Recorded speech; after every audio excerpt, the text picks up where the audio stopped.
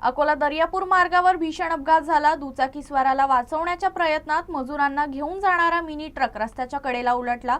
या अपघातात महिलेसह एका युवकाचा जागीच मृत्यू झाला असून 11 मजूर गंभीर जखमी झाले आहेत।